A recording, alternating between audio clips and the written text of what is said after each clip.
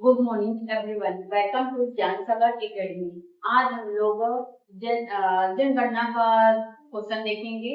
जो जनगणना ये सीजी का ही में एग्जाम में नहीं आएगा, यानी कि इंडिया में जो भी एग्जाम हो रहा है, चाहे एसएससी, चाहे रेलवे, चाहे कोई भी एनटीपीसी, ठीक है, उसके लिए ये जनगणना, ये हर 10 साल में जनगणना होता है। लेकिन 2021 में होना वाला था, यानी कि 2001 में हुआ, उसके बाद 2011 में हुआ और 2021 में होने वाला था। लेकिन कोविड आने के कारण ये जनगणना रुक गया। तो ये जनगणना अभी 2 चरण में होएगा।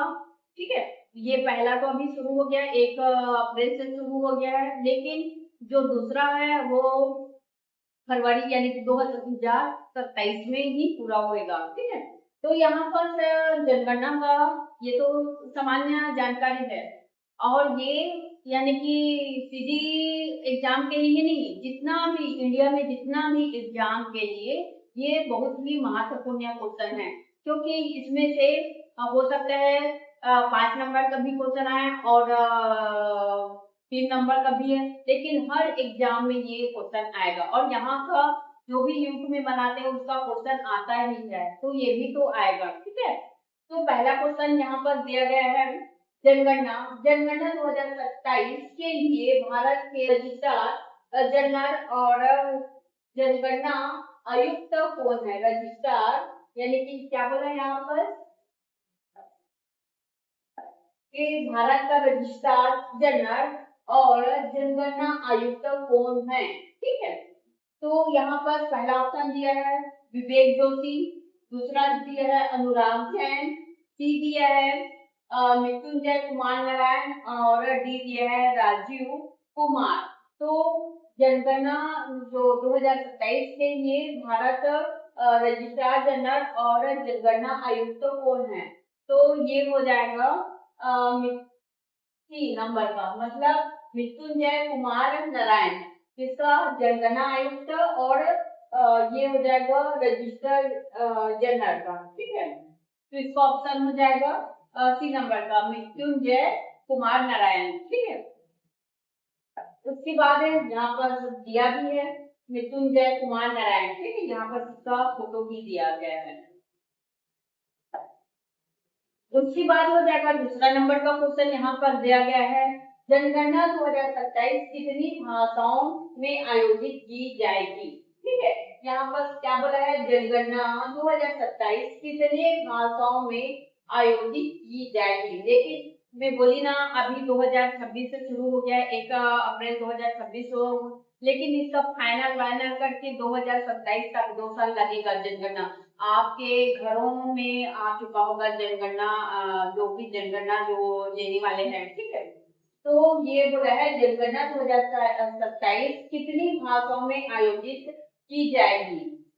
ये ऑप्शन है 12, बी दिया है 16, सी दिया है 22 और डी दिया है 18।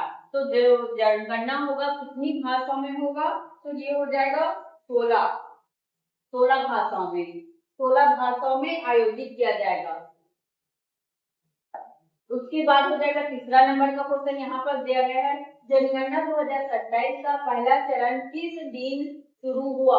अब ये क्वेश्चन आ गया, जो जनगणना जो जनगणना है 2027 का पहला चरण किस दिन शुरू हुआ है? ठीक है, यहाँ पर ये 27 का है, लेकिन इसका पहला 2 साल पहले करना पड़ेगा ना। ठीक है, तो ए हो जाएगा 1 जनवरी 2026, बी दिया है 15 अगस्त 2025, सी दिया है तो 1 अप्रैल 2026 और ये हो जाएगा 2 अक्टूबर। ये हो जाएगा, तो 1 साल तो लगेगा। अभी 26 से मैं वहां पर 2 साल बोल दी, 1 साल लगेगा। ठीक है, यहाँ पर 1 अप्रैल 2026 को आयोजित हो गया है, यहाँ पर शुरू कर दिए हैं। लेकिन जब 2027 में हो जाएगा तो ये फरवरी, दूसरा चरण कब होगा इसका? फरवरी माह में, फरवरी 2027 में अंत होगा इसका। ठीक है, तो पहला चरण बोलेंगे तो पहला चरण में रखोगे आप 1 अप्रैल 2036 का। उसके बाद हो जाएगा चौथा नंबर का क्वेश्चन यहाँ पर दे गए है, जनगणना 2027 के ब्रांड एम्बेसडर कौन है। ठीक है, यहाँ पर 4 ऑप्शन दिए गए हैं। पहला हो जाएगा अक्षय कुमार, बी दिया है अमिताभ बच्चन, सी दिया है MS धोनी और डी दिया है सुदर्शन पटनाकर। तो इसका क्या हो जाएगा, तो ये तो नहीं है, यानी कि जो ये ब्रांड है कौन बन जाएंगे, डी नंबर का, यानी कि सुदर्शन पटनाकर ये है। ये है सुदर्शन पटनाकर, ये देश का कलाकार है।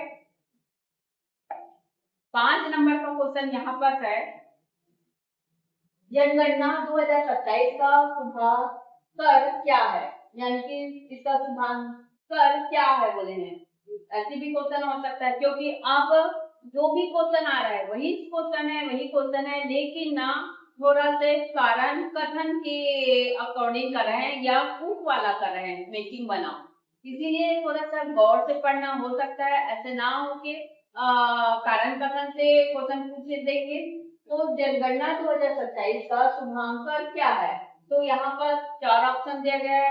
पहला हो जाएगा प्रगति और विशाल, बी दिया खुशहाली और शक्ति, सी दिया है एकता और अखंडता, डी दिया है लक्ष्य और सफलता।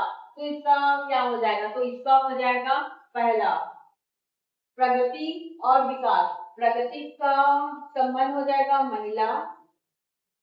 महिला और विकास से संबंध हो जाएगा पुरुष।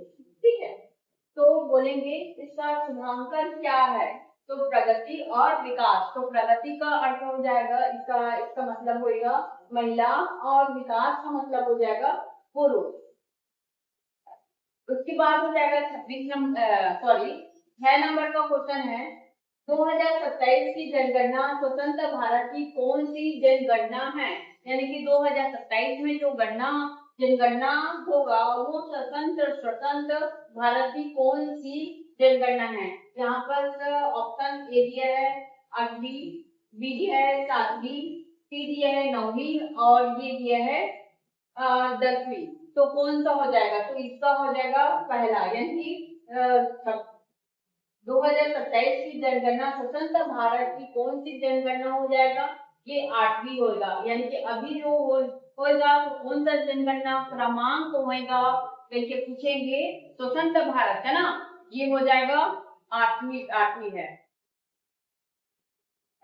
उसके बाद हो जाएगा 7वें नंबर का क्वेश्चन यहाँ पर दिया गया है, 2027 की जनगणना डिजिटल रूप से आयोजित की जाने वाली कौन सी जनगणना है, यानी कि अब जो होएगा तो डिजिटल रूप में होएगा, डिजिटल रूप से आयोजित की जाने वाली कौन सी जनगणना होगी। तो यहाँ पर 4 ऑप्शन दिए गए हैं। पहला हो जाएगा दूसरी, बी दिया है पहली, सी दिया है तीसरी और डी दिया है चौथी। तो अब डिजिटल से अब जो आपके घरों में जनगणना के लिए आएंगे, ठीक है, तो किस हिसाब से लेंगे, डिजिटल से लेंगे, डिजिटल रूप से आयोजित करेंगे। तो ये हो जाएगा पहली बार डिजिटल रूप में हम लोग को जनगणना होएगा। ठीक है, उसके बाद हो जाएगा 8वां नंबर का क्वेश्चन यहाँ पर है, 2027 की जनगणना भारत की कुल कौन सी जनगणना है, यानी कि जो 2027 की जो जनगणना है भारत की कुल कौन सी जनगणना है। ठीक है, यहाँ पर दिया है, यानी कि कुल बोले है ना, स्वतंत्र भारत की 8वीं और कुल जनगणना बोले हैं। और सबसे शुरू नियमित जनगणना कब किए थे, ये 1881 में। ठीक है, तो आप मेरे को कमेंट में बताना कि 1881 में कौन सा लॉर्ड ने अंग्रेज किए हैं कि भारतीय किए हैं, इतना ये बताना कमेंट में। और दूसरा बताना जो जनगणना कराए थे निमित, वो कौन है, कौन अंग्रेज है, उसका नाम बताइए। ठीक है, तो यहाँ पर ऑप्शन दिए गए, पहला हो जाएगा 15वीं, बी दिया है 17वीं, सी दिया है 16वीं और डी दिया है 18वीं। तो ये इसका कौन सा हो जाएगा, जो 2000 कुल जनगणना कितना हो जाएगा 16वां और स्वतंत्र भारत 8वीं, ठीक है। उसके बाद हो जाएगा 9वां नंबर का क्वेश्चन यहाँ पर दिया गया है, भारत में पहली बार डिजिटल जनगणना कब आयोजित की जा रही है, ठीक है। तो भारत में पहली बार डिजिटल से जनगणना कब आयोजित की जाएगी। ऑप्शन पहला हो जाएगा 2011, 2021, 2027 और 2031। तो इसका ऑप्शन क्या हो जाएगा। तो अभी तो पूरा हो जाता तो अभी वो करते था 2026 या करते थे। 2026 तो है कि नहीं, तो ऑप्शन 21 भी नहीं है। 21 में होने वाला था, लेकिन किस कारण से वो हो गया, कोविड आने के कारण 2021 में होने वाला था, उस समय जनगणना नहीं हुआ। अब जो 2026 से शुरू हो रहा है, तो ये कब तक हो जाएगा, फरवरी तक खत्म होगा। तो ये हो जाएगा डिजिटल, यानी कि डिजिटल से रूप से हो जाएगा 2027। और मैं बार बार बोल रही हूँ, ये एग्जाम सीजी के लिए ही नहीं, पूरा इंडिया में जो भी एग्जाम के लिए ये क्वेश्चन बहुत ही महत्वपूर्ण है, ठीक है। और इसको एक बार से याद नहीं होगा, एक बार 2 बार देखोगे तो इसको याद हो जाएगा, ठीक है। और इसको ज्यादा से ज्यादा शेयर भी करना। तो 10वां नंबर का क्वेश्चन यहाँ पर है, जनगणना 2027 में नागरिक स्वयं अपना डेटा भर सकते हैं, यह सुविधा क्या कहलाती है, क्या कहलाएगा। यानी कि इस समय जो डिजिटल के रूप में होएगा जनगणना, तो उसको क्या बोलेंगे। यानी कि इसमें ना इस समय का जो रहेगा डिजिटल के थ्रू होएगा, और व्यक्ति या नागरिक स्वयं अपना जनगणना डेटा यानी कि भर सकते हैं बोला है, ठीक है। तो उस सुविधा को क्या कहलाता बोला है। तो डिजिटल सेंसस यानी कि डिजिटल जनगणना, यहाँ पर भी दिया है सेल्फ इन्फॉर्मेशन यानी कि स्वयं जनगणना या खुद से जानकारी दर्ज करना। फिर दिया है स्मार्ट सर्वे यानी कि स्मार्ट सर्वेक्षण, और डी दिया है, यानी कि डी दिया है ई सेंसस मतलब ई जनगणना।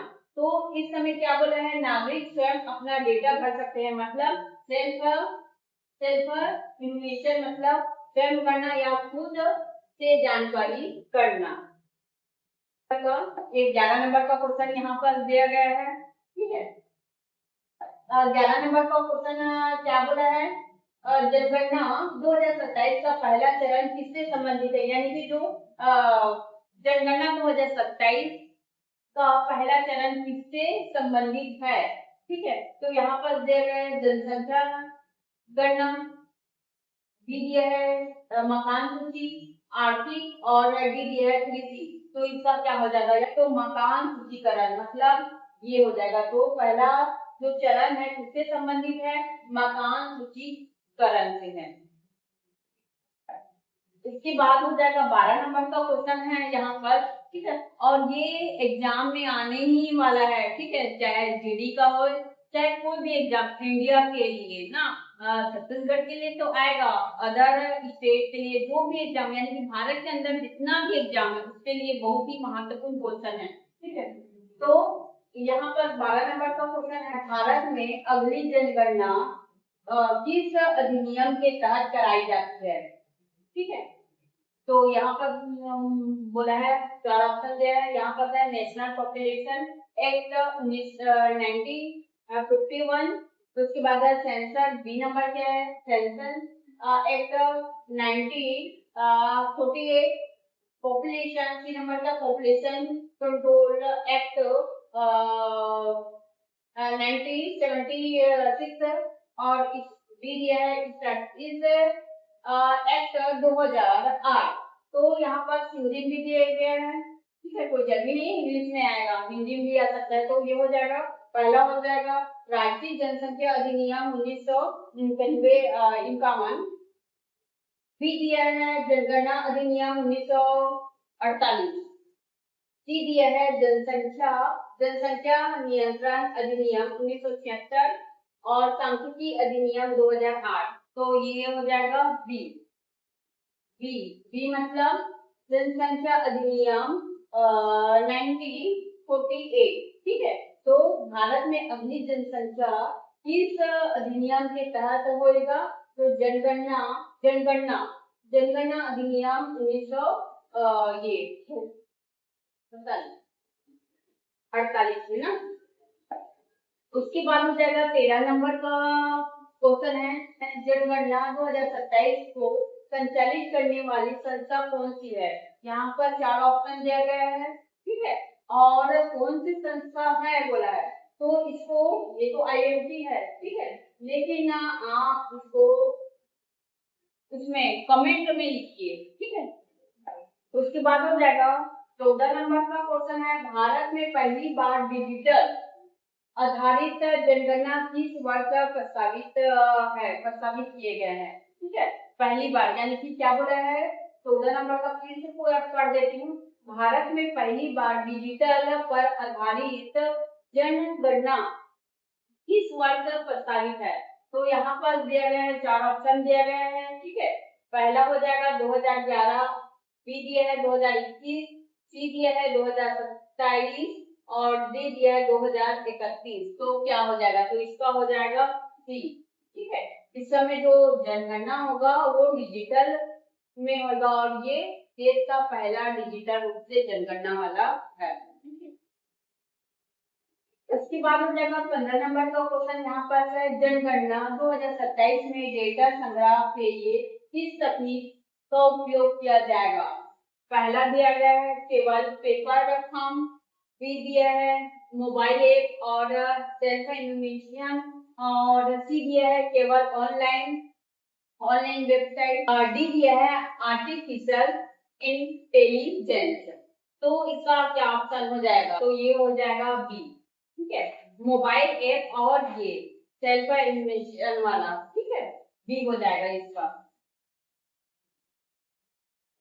उसके बाद हो जाएगा जो 16 नंबर का क्वेश्चन है, सेल्फ इन्फॉर्मेशन सुविधा का क्या अर्थ है, ठीक है, इसका क्या अर्थ है, इसका जो सुविधा का क्या अर्थ बोला है, पहला हो जाएगा सरकार द्वारा घर घर डेटा लेना, बी दिया है नागरिक खुद ऑनलाइन डेटा भरेंगे, सी दिया है केवल ग्रामीण क्षेत्र में जनगणना, और डी दिया है केवल सरकारी कर्मचारियों का डेटा। तो ये क्या हो जाएगा? तो बी ना, इसका हो जाएगा बी, नागरिक खुद ऑनलाइन डेटा भरेंगे, ठीक है।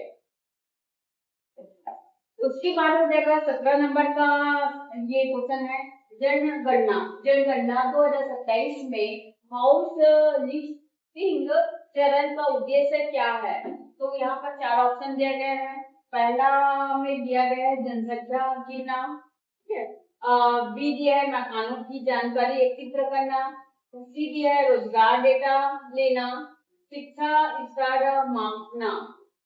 तो जो जनगणना 2027 में हाउस लिविंग जो लिस्टिंग है चरण का उद्देश्य क्या है, इसका उद्देश्य क्या है?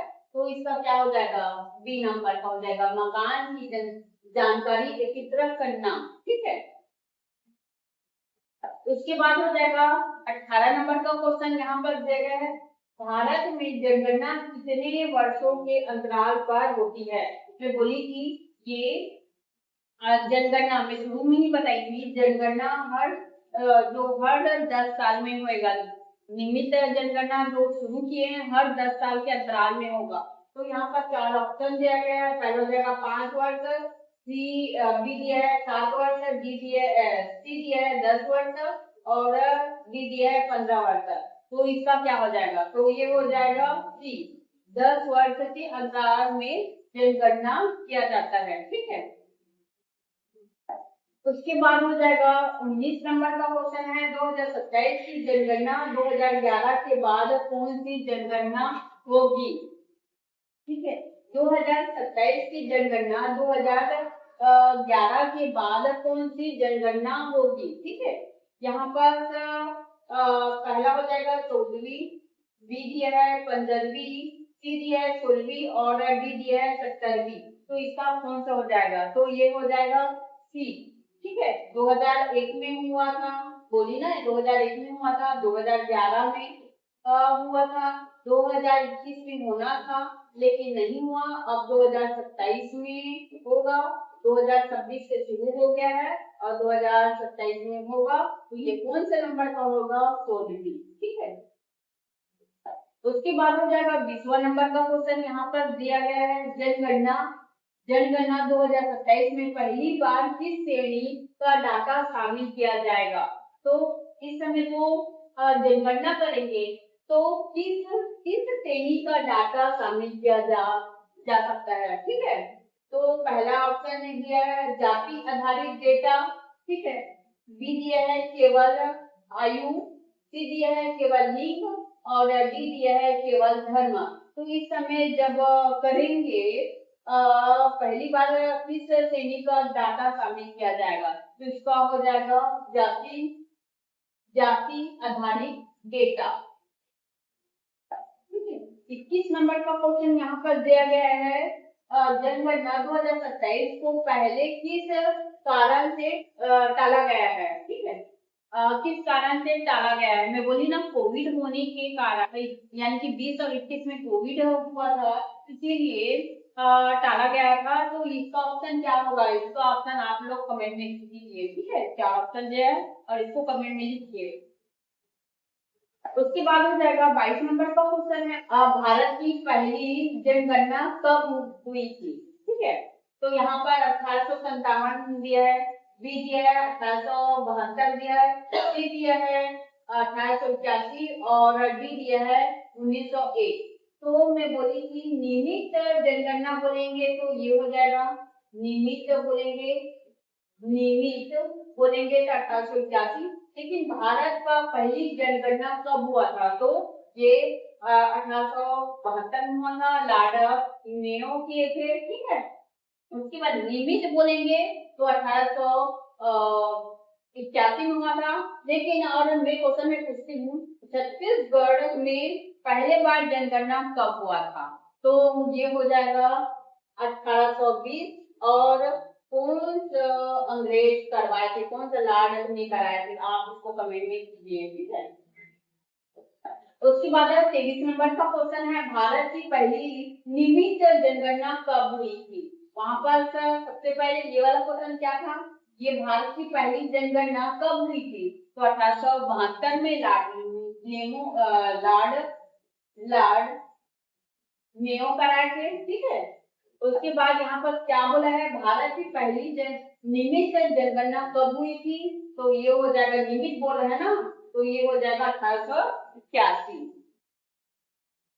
उसके बाद हो जाएगा 24 नंबर का क्वेश्चन है जनगणना 2027 में यूनिमीटर को क्या कहा जाता है?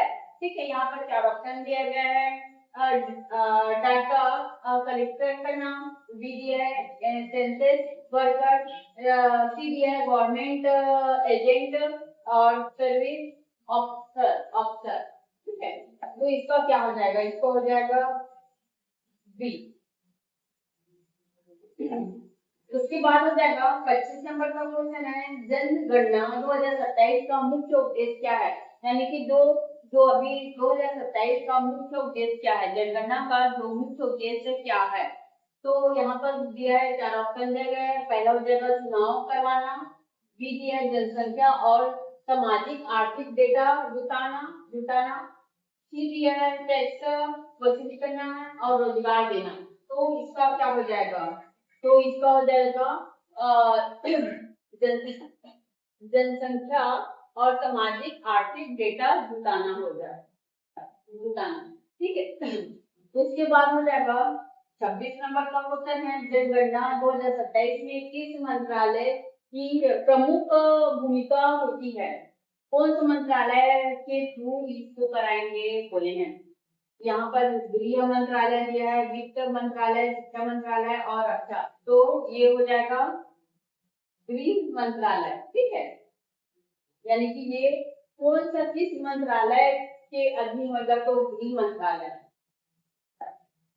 उसके बाद हो जाएगा 27 नंबर का क्वेश्चन है जनगणना 2027 में यू फैक्टर मेथड का क्या अर्थ है? ठीक है, यहाँ पर क्या दिया है, जन्म स्थान के आधार पर गणना, बी दिया है जहाँ व्यक्ति मौजूद वही गणना, ठीक है। क्या बोला है, जहाँ व्यक्ति मौजूद होंगे वही गणना, क्योंकि इधर उधर भी जाते तो वही जनगणना होगा।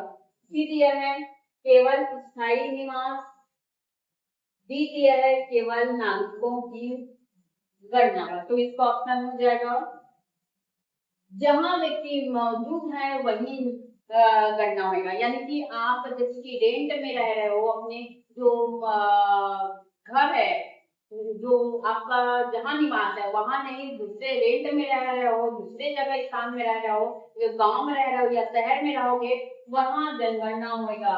जहां व्यक्ति मौजूद है वही गणना होगा, ठीक है। उसके बाद हो जाएगा 28 नंबर का क्वेश्चन है, ठीक है, दिस योर मैटर किससे संबंधित है, ठीक है। यहाँ पर 4 ऑप्शन दिया है, स्थायी निवास, स्थायी निवास के आधार पर गणना, केवल शहरों की गणना या केवल पुरुषों की गणना। तो ये हो जाएगा बी। 29 नंबर का क्वेश्चन है, भारत की जनगणना किस विधि का उपयोग होता है, ठीक है। तो इसका ऑप्शन हो जाएगा बी, ठीक है। 30 नंबर का क्वेश्चन है, जनगणना 2027 में डेटा संग्रह के लिए इन्यूमरेटर को क्या दिया जाएगा, ठीक है। पहला दिया है पेपर फॉर्म, बी दिया है टेबलेट स्मार्टफोन, सी दिया है लैपटॉप, डी दिया है स्कैनर। तो इसका ऑप्शन क्या हो जाएगा, टेबलेट और स्मार्टफोन। उसके बाद दिया है 31 नंबर का क्वेश्चन है, जनगणना 2027 में NPR नेशनल पॉपुलेशन रजिस्ट्रेशन से क्या संबंधित है। यहाँ पर ए दिया है कोई संबंध नहीं है, दोनों एक ही है। सी दिया है NPR डेटा अपडेट किया जा सकता है, और NPR समाप्त कर दिया जाएगा। तो इसका संबंध क्या होगा, तो ये हो जाएगा ये सी, ठीक है। अपडेट मतलब जो ये है एनपीआर का मतलब ये है ना, ये, ठीक है। तो डेटा अपडेट किया जा सकता है। उसके बाद हो जाएगा 32 नंबर का क्वेश्चन है, जनगणना 2027 में रिप्रेजेंट डाटा का क्या अर्थ है, ठीक है। यहाँ पर सर्वे शुरू करने की तारीख, बी दिया है डेटा रिकॉर्ड करने की निश्चित तारीख, सी दिया है रिपोर्ट प्रकाशित होने की तारीख, ट्रेनिंग की तारीख। तो इसका क्या हो जाएगा, तो ये हो जाएगा बी, डेटा रिकॉर्ड करने की निश्चित तारीख, ठीक है। उसके बाद 33 नंबर का क्वेश्चन है, जनगणना 2027 में हाउस लिस्टिंग फेज के बाद कौन सा चरण आता है, ठीक है। तो इसका 4 ऑप्शन दिया है, इसका हो जाएगा बी। उसके बाद हो जाएगा 34 नंबर का क्वेश्चन है, जनगणना 2027 में यूजर रजिस्ट्रेंस किसे माना जाता है, ठीक है,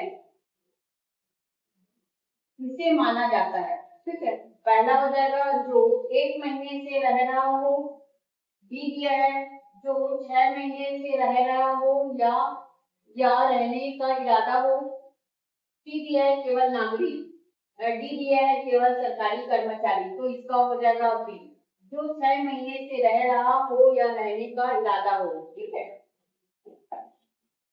उसके बाद हो जाएगा 35 नंबर का क्वेश्चन है, जनगणना 2027 में डेटा गोपनीयता किस कानून के तहत सुरक्षित रहती है, ठीक है। तो ये हो जाएगा बी। उसके बाद हो जाएगा 36 नंबर का क्वेश्चन है, जनगणना 2027 में किस प्रकार के प्रश्न पूछे जाते हैं, ठीक है। यानी कि जनगणना वाले आएंगे तो आप लोग से क्या जनगणना संबंधित क्वेश्चन पूछेंगे, वो बोल रहा है। तो ये हो जाएगा केवल आर्थिक, बी दिया है केवल सामाजिक, सी दिया है सामाजिक आर्थिक और सांख्यिकी, और डी दिया है शिक्षा। तो ये हो जाएगा जब जनगणना वाले आएंगे तो बोलेंगे आपके परिवार में कितने सदस्य हैं, ठीक है, और कितने पढ़ने वाले हैं, कितने वो है, कितने बच्चे हैं, ऐसे क्वेश्चन पूछते हैं। तो सामाजिक, आर्थिक और सांख्यिकी वाला क्वेश्चन पूछेंगे।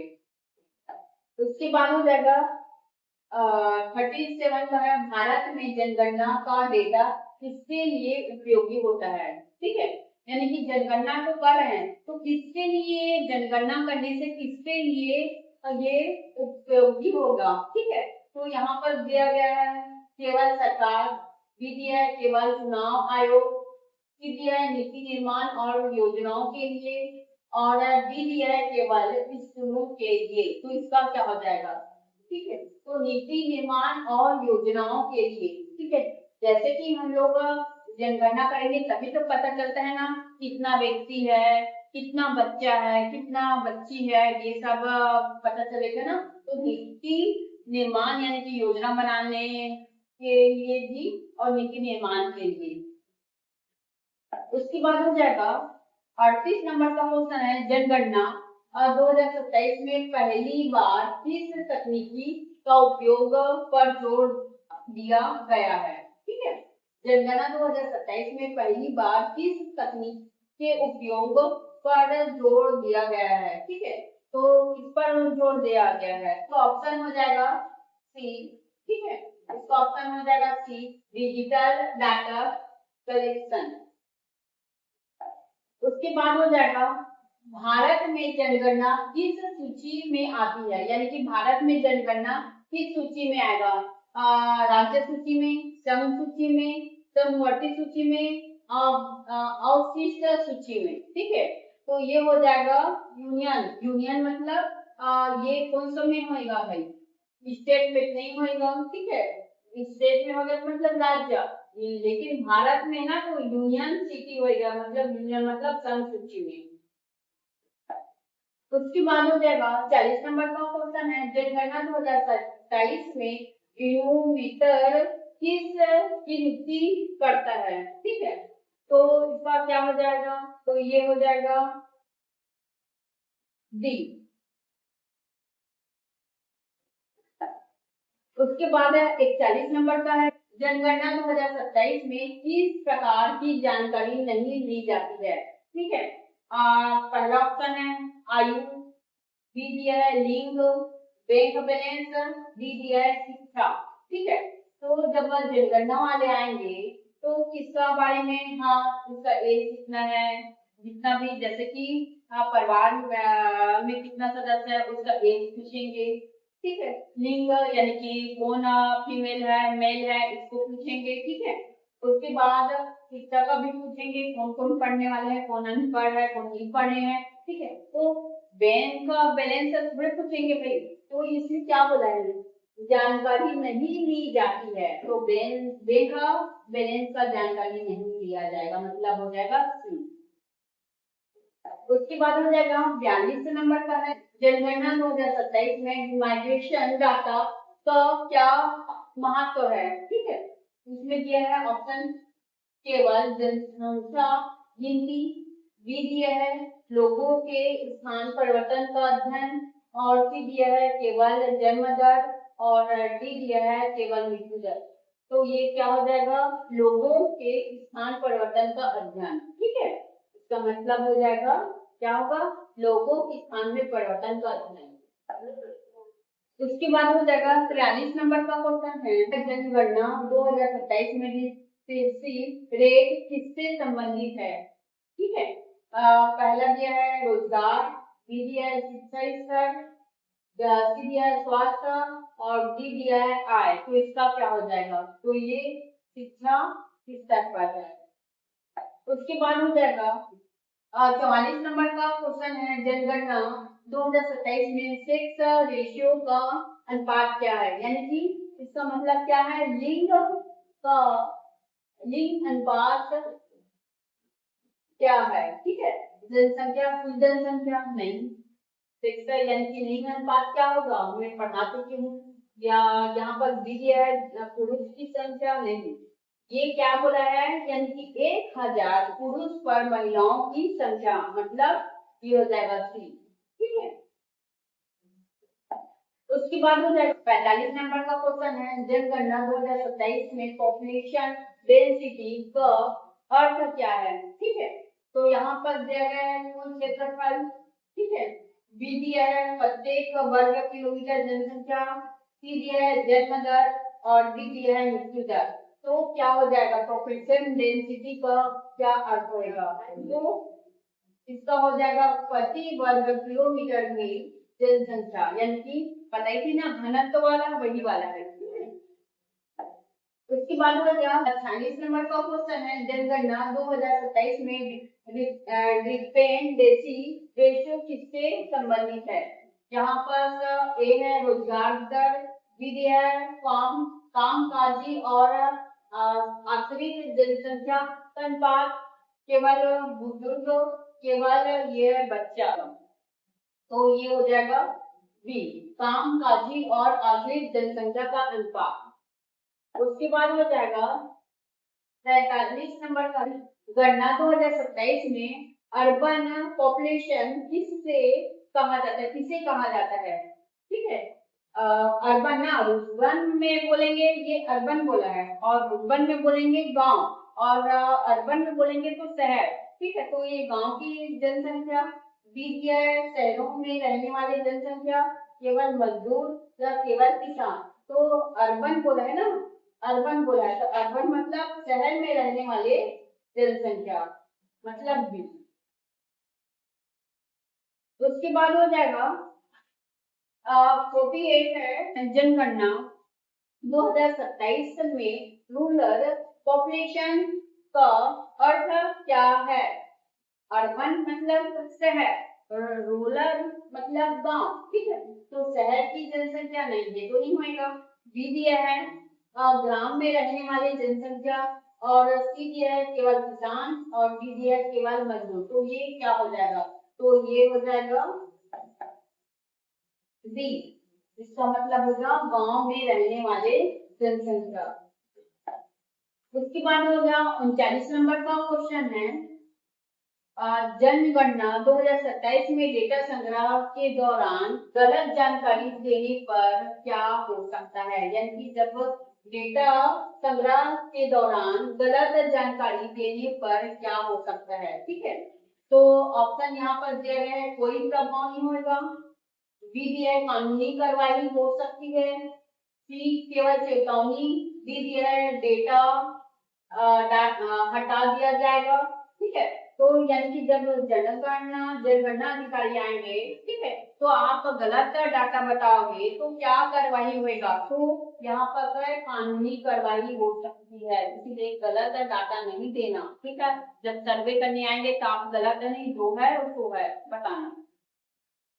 उसके बाद हो जाएगा 50 नंबर का क्वेश्चन है, जनगणना 2027 में एज कंप्यूटेशन किससे संबंधित है। ठीक है, यहाँ पर दिया है, क्या दिया है, ए आय, बी दिया है आयु संरचना, सी दिया है शिक्षा, और डी दिया है रोजगार। तो इसका क्या हो जाएगा, इसका मतलब क्या होगा, तो ये हो जाएगा बी आयु संरचना। 51 नंबर का क्वेश्चन है। ठीक है, जनगणना 2027 में बर्थ पार्टिसिपेशन रेट का क्या अर्थ है। यहाँ पर दिया है कुल जनसंख्या, बी दिया है काम करने वाली जनसंख्या का प्रतिशत, और सी दिया है केवल सरकारी कर्मचारी, डी दिया है केवल निजी कर्मचारी। तो इसका क्या हो जाएगा, तो ये हो जाएगा बी काम करने वाली जनसंख्या का प्रतिशत है। और ये वीडियो कैसे लगा कमेंट में और शेयर जरूर कीजिए। धन्यवाद।